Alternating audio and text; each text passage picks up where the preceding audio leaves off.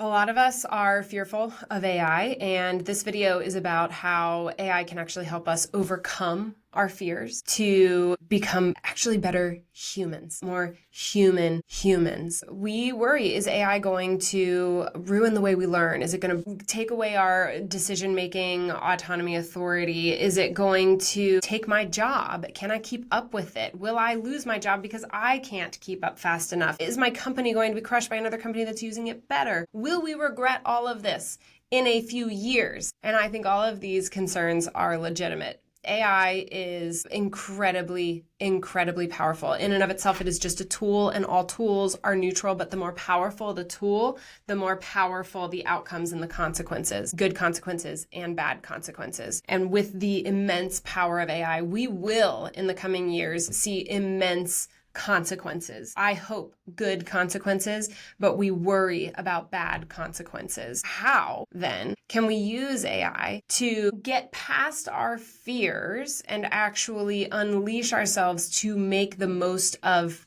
AI, and also to live our best lives? How do we use it as a positive tool? We have to understand the brain a little bit for this. Fear is something that we experience in our brain that fires this part of our brain called our limbic system. Evolutionarily, primarily an earlier part of our brain that is developed, which means when it turns on, our newer part of our brain that we develop, older in age, toddler and older years, that part of our brain shuts down. That's our prefrontal cortex, our ability to imagine, our ability to solve problems, our ability to relate to other people, our ability to laugh, our ability for all the curiosity, all these things shuts down when we go into fear. So sitting in fear actually shuts down our ability to creatively find ways to use AI. You know what else creates fear?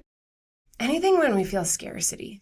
Like you're in that meeting at work and you have this pitch and then somebody starts pummeling you with questions. You start to feel scarcity of time. We're running out of time. I don't know if everybody understands me. Scarcity of your authority, of your influence, scarcity of will you get the resources you need now that this has gone off the rails? We start to feel scarcity, and then our ability to fluidly respond, our prefrontal cortex shuts down, our limbic brain takes over, and we are able to consider less options. We are able to think less broadly. We just fight or flight. We shut down. You've been in that situation where you're just like, afterwards, you're like, why didn't I say this thing? Why didn't I think of this thing to say? Because your brain was only partially working. So the point in that is actually the cause of so much of what trips us into fear is the people around us.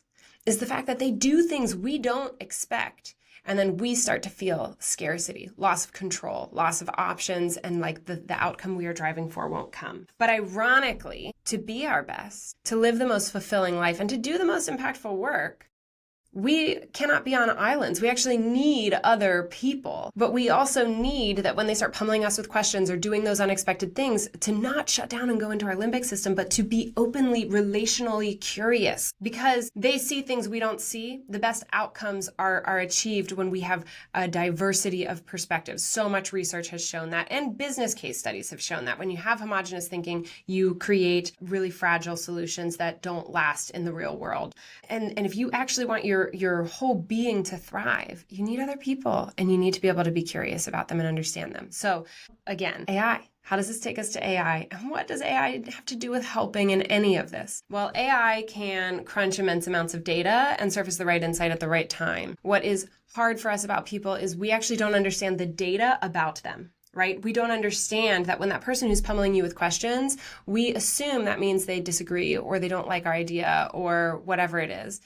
But actually, it could just be that they're highly analytical, they're detail-oriented, they might love your idea.